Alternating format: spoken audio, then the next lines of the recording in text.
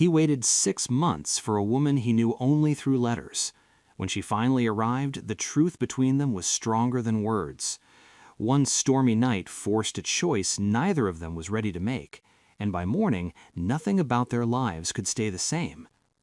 Before we dive into this tale of unexpected love on the frontier, let me pause and ask you something personal to make this moment feel closer. Where are you hearing this story from right now, and what time is it there? If you're enjoying it, please like and subscribe so we can share more stories like this together. The moment Ethan Parker saw her get off the stagecoach, something in his chest squeezed like a rope yanked too quickly. The Wyoming wind blew dust across Copper Ridge, and the late afternoon sun painted the valley yellow. But Ethan hardly saw it. He had spent 6 long months trading letters with a woman he only knew through writing, pages, and a picture the size of a silver coin. Now she was here in person, standing on the wooden platform with her covered hands shaking from the long trip west. Her name was Emily Hartman, a widow from Philadelphia. In her brother Jacob's necklace, she had appeared calm, smart, weighed down by a sorrow deeper than language. But standing here in the real sunlight, she looked smaller than he pictured and much more delicate. Her dark blue travel dress was covered in dirt from the path, and her hair, fixed neatly under her hat, showed the control of a woman raised in strict community. Ethan stayed partly hidden next to the blacksmith shop, unable to make himself move ahead. He had sent her 17 letters, each one more truthful than anything he had ever said out loud. But words were simple on paper. Meeting her now felt like jumping into cold water, exciting, scary, and impossible to back away from. Jacob noticed him. "Ethan, come meet my sister." There was no way out. Ethan crossed the street, heart beating harder with each step. When Emily turned toward him, their eyes met and something flowed between them. Awareness, worry, interest, all mixed up. "Miss Hartman," he said, taking off his hat. His voice came out harsher than he planned. "Mr. Parker," she replied gently, her Eastern way of speaking soft but firm. "Your letters made this place sound lovely. Now that I'm here, I see you were speaking the truth." Her hand slid into his, warm for only a moment before she pulled it back. That single contact started something stirring inside him that he tried hard to overlook.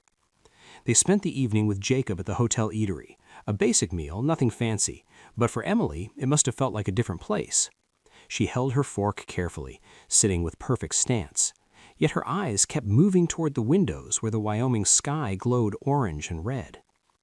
"You write differently in your letters," she said quietly across the table. "More truthful, more open." Ethan swallowed. "Letters are easier than talking." "Sometimes," she said, looking down at her plate. "Truth is scary, no matter the way." He didn't ask what she meant, but he guessed she was talking about more than sadness. Over the next 2 weeks, Ethan found himself pulled to town whenever Emily was there. They walked with Jacob, then later, in careful times alone, when rules allowed, she asked about the land, the mines, the mountains, the people. He answered every question, more aware of her than he wanted to be, aware of her voice, her eyes, the way she listened like she was gathering each detail to store away inside her heart. One warm afternoon they stood beside Copper Creek, the sun shining through cottonwood leaves. The water flowed clear and bright over rocks that had been made smooth by years of winter storms. "Do you miss Philadelphia?" Ethan asked. "I miss the libraries," she admitted, "but I don't miss being watched, judged, expected to grieve in a set way." She picked up a small rock and rolled it between her fingers. "Here, no one knows me. It's scary and freeing." Ethan paused, then said the words that had been weighing on him for weeks. "I've never been married because I've never met someone who made me want to stop being alone. Until now." Emily froze, her breath caught. She dropped the rock into the creek. "Ethan," she whispered, "we barely know each other." "We know each other through our letters," he said softly. "I know your heart better than I've known anyone's." She looked away, her shawl pulling tighter around her shoulders. "I'm not ready," she said. "I'm afraid of wanting something I can't have." But the fear in her voice didn't hide the truth. She felt something too. Still, things changed after that. The town began to whisper, and Emily pulled back a bit. She was still in mourning, still tied to the rules of Eastern community, still unsure of the life she wanted. Then one night on Mrs. Fenton's porch, with the October wind cutting through their coats, she said the words that hurt him deeply. "I'm leaving at the end of the week," she said. "The property is settled. My work here is done." "What about us?" Ethan asked. "There is no us," she whispered. "There can't be. Not yet." Ethan swallowed hard. "Then stay. Stay and build something new with me." Her eyes shone with tears. "I can't." She turned away before he could say another word. The next morning, the first snow of the year began to fall. A real storm, the kind that covered the sky and turned the world white in minutes. Ethan rode into town for supplies, unaware that this storm was about to change everything. By noon, the snow came down so fast the ground vanished. On his way home, fighting the blinding wind, he saw a dark shape moving on a horse. As he got closer, he realized it was Emily, frozen, shaking, barely aware, riding without direction through the storm. He grabbed her before she fell. "Ethan," she whispered, lips blue, "I was looking for Jacob. I thought he was lost." She collapsed against him. He carried her inside his cabin, the fire starting to crackle, her clothes wet, her body shaking. When she opened her eyes again, she whispered the words that changed the path ahead. "Don't let me die, Ethan." Emily lay by the fire, wrapped in Ethan's wool blanket, her skin still pale from the cold, her breath unsteady but getting better. The storm pounded the cabin walls like hands, shaking the shutters and closing them off from the rest of the world. Ethan added wood to the flames again, the orange light dancing across her face. He couldn't stop looking at her. She looked softer like this, hair free around her shoulders, her Eastern grace melted by fear and tiredness. "Ethan," she whispered, voice rough, "I shouldn't have come out in that storm." "You shouldn't have," he said, his jaw tight with concern, "but you're safe now." She pulled the blanket close around her. "I only meant to ride a few miles. Jacob didn't come back when he said he would. I worried." He knelt beside her. "Jacob knows this land. He found shelter. You would have died out there." Her eyes sparkled. "I know. I thought the snow would cover me." A long quiet filled the room, broken only by the popping fire and the wind's angry sound outside. Ethan poured warm coffee into a metal cup and handed it to her. Their fingers touched, and she breathed in sharply, as if even that small contact held more meaning than it should. "I didn't think I would see you again before I left," she said quietly. "Neither did I," Ethan answered, "but I'm glad you're here, no matter how dangerous the storm." She gave a tired smile. "I didn't come here for you." "Then why are you looking at me like that?" Her breath stopped. She looked away quickly. Ashamed or afraid? Perhaps both. Ethan stepped back, giving her room. He didn't want to scare her, didn't want to push her when she was weak. Hours passed. The storm continued without pity, and it became clear she wouldn't be going back to town that night. Ethan set up a bed for himself near the fire and insisted she take the cot. She argued, but he refused to agree. "You nearly froze," he said. "This isn't something to discuss." Later, after they both pretended to rest, Ethan heard her moving uneasily under the blanket. He couldn't see her face in the darkness, but he could feel her concern in every small shift. "Ethan," she whispered. "Yes," her voice trembled. "I don't know who I'm supposed to be anymore." He turned onto his side to face her. "You're supposed to be whoever you decide to be."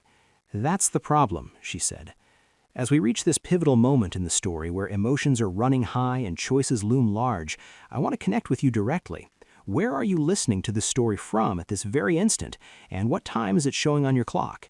If it's touching your heart, hit that like button and subscribe to keep these tales coming your way seamlessly. I've never chosen anything. Not truly.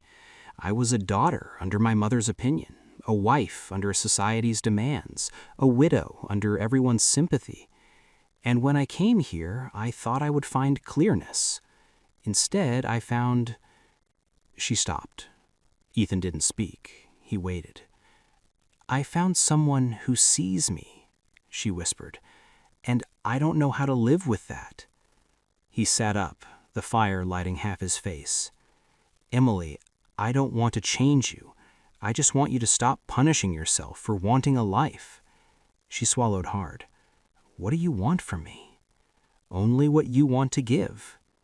The storm pushed a strong burst against the walls, but inside the cabin, the world felt calm. She sat up slowly, blanket falling from her shoulders, her hair framing her face in soft waves, nothing like the tightly fixed style she always wore. She looked young, alive, terrified. "I'm scared," she said. "So am I." "Why would you be scared?" she whispered. "Because you mean something to me," he answered, "and that makes anything uncertain." Something broke in her then, not in a painful way, more like a door she had kept closed for years finally opened. She reached forward, touching his face with shaking fingers. "You always wrote the truth," she said, "but tonight you're speaking it." Ethan didn't move. He let her lead the moment. She leaned closer, her breath touching his throat, her hand moving to the back of his neck. When her forehead touched his, they both breathed out like they had been holding their breath since the day they met. "Tell me I'm not making a mistake," she whispered. "You're not," he said, "and if you are, we'll face it together." Her lips met his, soft at first, barely a touch, then deeper, as if something inside her had broken free and refused to be held back. Ethan's hands moved to her waist, pulling her closer. She let out a quiet, helpless sound, one that told him how long she had been holding herself together, how much she had quieted her own heart. Outside, the storm shouted. Inside, everything else disappeared. She pulled back just enough to look at him. Her eyes shone with fear and desire. "Ethan," she breathed, "I can feel again." "You've made me feel again." He kissed her gently. "Then don't be afraid of it." She leaned into him, and the room blurred into warmth and breath and nearness. She didn't ask for permission. She didn't need to. She simply rested her head against his chest as though she had been waiting years to do it. They stayed like that until her shaking stopped. But the moment was delicate, too delicate, and before dawn came, the world outside would demand answers neither of them were ready to give. The storm ended at dawn, leaving a white world that seemed too quiet, too pure to match the confusion inside their hearts. Emily woke first, wrapped in Ethan's blanket, her hair messy and her eyes puffy from a night of fear, cold, and something she couldn't name without shaking. She watched Ethan sleep near the fire, his arm over his coat, his face open for the first time since she'd met him. He looked peaceful, strong, and somehow younger, and that terrified her, because everything that happened in the cabin, every admission, every touch, every unspoken truth, felt too real, too risky, too full of life. When Ethan finally woke up, she stood by the window in her now dry dress, hands held tightly as if preparing herself. "You're leaving today?" he asked quietly. Emily nodded. "I have to." He stood slowly, brushing ash from his shirt. "Do you want to?" The question cut through her like a sharp point. She wanted to say no. She wanted to stay in this warmth, in this cabin, in this chance. But the world outside this place didn't allow such things easily. "I don't know what I want," she whispered. Ethan stepped closer. "You do. You're just afraid to want it." Her breath caught. "I can't live by sudden decisions, Ethan. I can't just ignore what the world expects of me." "But you can choose something for yourself," he said. "You chose to ride into a storm for your brother. You chose to write me back. You chose to come west at all." She turned away. "This is different." "Why? Because it scares you more?" She didn't answer. Before either of them could speak again, a shout cut through the morning air. Ethan opened the door to see Jacob riding toward them, snow flying from his horse's feet. Relief showed on his face when he spotted Emily standing in the doorway. "Thank the heavens!" Jacob gasped as he got off. "Mrs. Fenton said you rode out in the storm. I thought I lost you." Emily's face turned red with guilt. "I shouldn't have gone looking for you." Jacob didn't ask why she was in Ethan's cabin, or why her hair was free, or why her voice shook, but he saw enough to understand. Something had changed in the space of one harsh night. "We need to get you back to town," he said gently. "People are worried." Emily gave Ethan one last look, full of desire and sorrow, and followed her brother. Ethan watched her ride away, the marks of her horse cutting through the snow like pen strokes across an empty page. It wasn't over. He refused to let it be over. Over the next days, Emily avoided him. She packed her things, took care of her late husband's property, and prepared to leave Copper Ridge. Meanwhile, Ethan wrote and rewrote words he couldn't send. The quiet of his cabin felt heavier than ever. On the night before her departure, Jacob invited a handful of friends to his ranch for a farewell dinner.